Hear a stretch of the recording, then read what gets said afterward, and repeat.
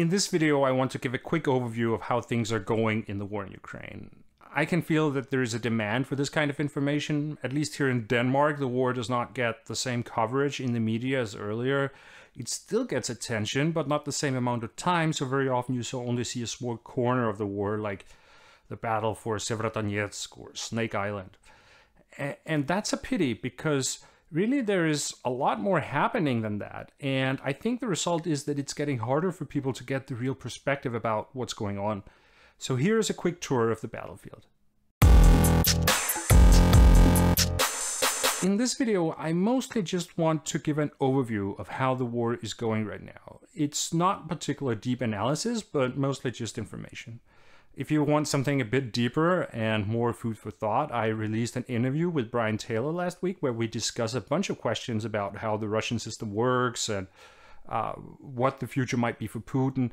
So if you haven't seen that, be sure to do so. But here the focus is on the front line. I will use some screenshots from the interactive map from the Institute for the Study of War. This is the current picture. It hasn't changed much for a while now when you look at it in this scale, but when you zoom in, then there are significant developments. Let's start at the top with the borders to Belarus. Belarus has conducted a lot of military exercises along this border for over a month now, and President Lukashenko has also announced that they are in a process of increasing the size of their military forces. And this has led many people to ask the question whether Belarus might be about to engage directly in the war and open a new front line. I must say that I'm skeptical. The Belarusian army is not particularly big or well equipped, and they would not be able to launch an attack of a meaningful scale against Ukraine. Belarus has about 60,000 soldiers, and obviously they couldn't commit all of them.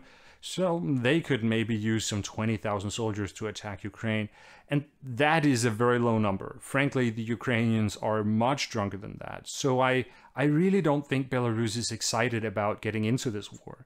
They actually serve a pretty useful purpose right now. They tie a lot of Ukrainian forces in the north of the country that have to be prepared to repel an attack from Belarus. And this means that Ukraine can't use these soldiers in the zones of fighting. But I don't see it making much sense to actually attack with the Belarusian forces. It could, in fact, free up some of these Ukrainian soldiers if the Belarusians were to attack, because Ukraine might not need all of them in an actual fight. And then there comes the whole question of whether it could backfire on Lukashenko and lead to an uprising in Belarus if he were to attack Ukraine, because it would be extremely unpopular and he really needs the loyalty of the armed forces to stay in power. So I think it would be a giant shot in the foot for Russia and Belarus if they actually were to attack Ukraine with Belarusian forces. Then we can move on to the next area, which is the border between Ukraine and Russia down toward the Kharkiv area. This sector does not get much attention in the Western media, but it is wrong to describe it as quiet. There is significant force buildup on both sides of the border, and there is also daily shelling across the border. Now we get to the Kharkiv area. Here there has been quite a bit of fighting. In May, the Ukrainians made some successful counteroffensive where they managed to push the Russians back. And then there was a period where the Russians were able to push the Ukrainians back. And now there has been a new period where it is again the Ukrainians that are pushing the Russians. So it's bouncing back and forth a bit. The goal in this area for the Russians is to get so close to Kharkiv that they can shell the city with artillery fire. And for the Ukrainians, it is, of course, to push the Russians away, so they can't do that. And then they also want to push eastwards so they can threaten the Russian supply lines down toward Izum in Donbass. And at the moment, we are somewhere in between those things. The Russians can shell Kharkiv a little bit, and the Ukrainians can threaten the supply lines a little bit. So both sides will probably continue to push each other in this area, but it also seems clear that neither side has made this their first priority, and that they are currently choosing to use their most powerful forces in other areas. Then we get to Donbass. The most intensive zone of fighting in the whole war is the area between Izum and Severodonetsk. And this has been the case for quite a while. Russia has now taken full control over Severodonetsk after the Ukrainians conducted a sort of fairly orderly withdrawal to the neighboring city of Lysychansk. As I said in a previous video, the loss of Severodonetsk is not a tragedy for Ukraine. The important thing was not so much the territory, but how many losses they were able to impose on Russia in that process. I have not seen any reliable numbers on that, but it seems the Ukrainians decided that it would be better to move the fighting on to the next city now. Further west, the Russians are pushing from Izium and Liman towards Slavyansk. Generally, I'd say the Russians seem able to push hard in only one location at a time, and at the moment that is the area around Lysychansk and Severodonetsk. The Russians are still making territorial progress in Donbass, but it's going slowly, and there is a very long way to go. If they manage to take Lysychansk, then they have all of the Luhansk region, but then there is still the Donetsk region, where Ukraine currently controls about half. Then we get to the southern sector. The most interesting development here is the area around Kherson. It seems that Russia had moved soldiers away from this area to support the fight in Donbass, and that the Ukrainians discovered this. So over the last weeks, we've seen the Ukrainians push in this area and get close to Kherson. One interesting thing about the fighting in this area is that the Ukrainian side is very reluctant to give any kind of information about what they're doing. And this suggests that there may be something bigger going on.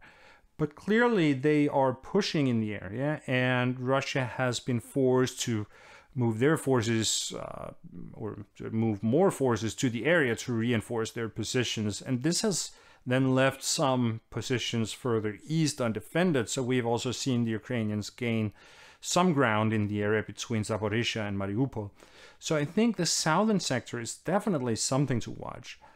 It looks like the Russians will either lose more territory or they will have to allocate more resources from other areas.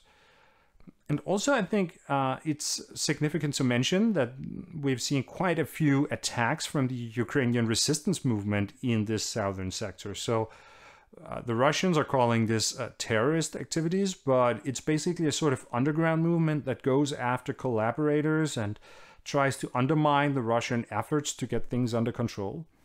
Then I think we should also pay some attention to the maritime area. Some interesting things have happened there. Ukraine sank the Russian logistics ship Vasily Bech that was supporting the forces on Zminy or Snake Island. They supposedly did this with Harpoon missiles that they had gotten from the west. Ukraine also hit some drilling platforms in the area between Crimea and Odessa. They might have used Harpoon missiles here as well. And then Ukraine conducted a quite large bombardment of the Russian forces on Zminy Island. Russia has put quite a bit of air defense systems on the island, but now that Ukraine is getting artillery systems with a longer range, then the island can be hit by fire from the Ukrainian mainland. So I think it's going to become quite a headache for the Russians to keep forces on Zminy in the long run. Their ships will be vulnerable to anti-ship missiles, and it's very difficult to defend against attacks from, for example, the American HIMARS system that has now been delivered to Ukraine. And speaking of HIMARS, then this is definitely something to watch. Ukraine has now received these missile systems with a range of about 70 to 80 kilometers. That will mean that Ukraine can suddenly hit things much further behind the front lines.